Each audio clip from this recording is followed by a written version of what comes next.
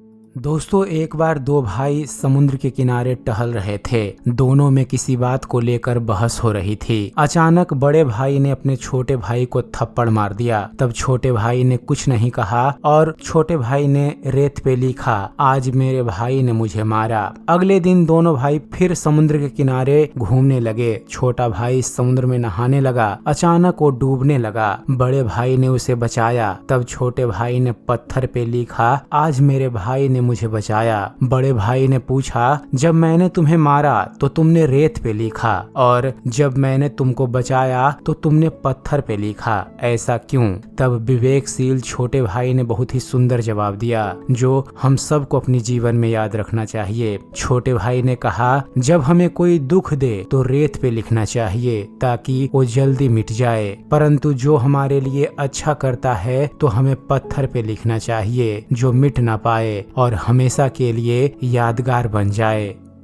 Friends, एक बार एक फकीर नदी के किनारे बैठा था। तब किसी ने फकीर से पूछा, बाबा क्या कर रहे हो? फकीर ने कहा, इंतजार कर रहा हूँ बेटा कि पूरी नदी बह जाए तो फिर इसे पार करूँ। तब उस व्यक्ति ने कहा, कैसी बात करते हो बाबा, पूरा जल बहने के इंतजार में तो आप कभी नदी पार ही नहीं कर पाएंगे। तब फकीर ने उस व्यक्ति को बड़ा सुंदर जवाब दिया, तो मैं तुम लोगों को यही तो समझाना चाहता हूँ कि तुम लोग जो सदा यह बात कहते रहते हो कि एक बार जीवन की जिम्मेदारियां पूरी हो जाए तो मौज करूं, घूमूं फिरूं, सबसे मिलूं, सेवा करूं। जैसे नदी का जल कभी खत्म नहीं होगा, हमको इस जल से ही पार जाने का रास्ता बनाना चाहिए। इस प्रकार जीवन खत्म हो जाएगा पर जीव के काम कभी खत्म नहीं होंगे। इसलिए अपने व्यस्त जीवन से थोड़ा थोड़ा समय निकाल कर भगवान का भजन कीर्तन करते रहा करो ताकि अंत समय में तुम्हें पछताना ना पड़े।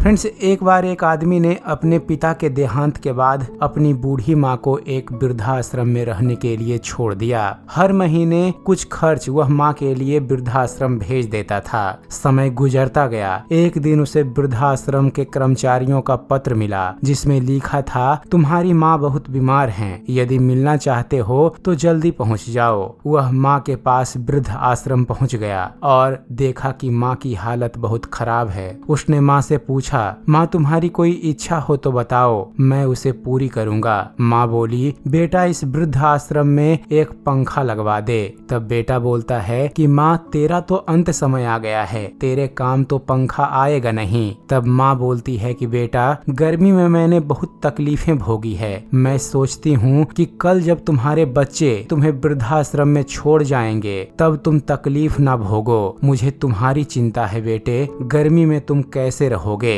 माँ की बात सुनकर बेटे का सिर शर्म से झुक गया और उसे यह बात समझ में आ गई कि जीवन में जो किसी को दोगे वही लौटकर एक दिन तुम्हारे पास आएगा। इसलिए आज से ही जीवन में अच्छे कर्म करने शुरू कर दीजिए, क्योंकि कहा गया है कि भगवान तो माफ कर सकते हैं लेकिन आपका कर्म आपको कभी माफ नहीं करेगा।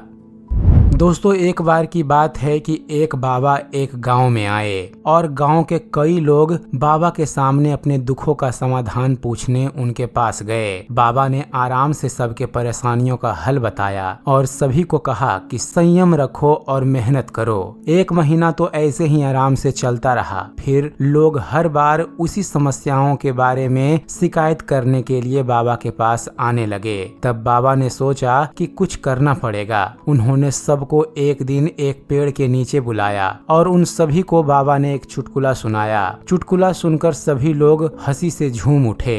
कुछ समय बाद उन्होंने वही चुटकुला दोबारा सुनाया। तब उनमें से कुछ ही मुस्कुराए। जब बाबा ने तीसरी बार वही चुटकुला लोगों को सुनाया तो कोई भी नहीं हंसा। तब बाबा मुस्कुराए और उन सभी से बोले, जैसे तुम बार बार एक ही मजाक पे हंस नहीं सकते वैसे ही एक ही समस्या पे बार बार रो क्यों रहे हो। दोस्तों, इस कहानी से हमें यह शिक्षा मिलती है कि चिंता करने से आपकी समस्याओं का समाधान नहीं होगा। इसलिए आपको अपने समस्याओं के बारे में सोचना छोड़कर उसे सही करने के लिए कदम उठाना चाहिए।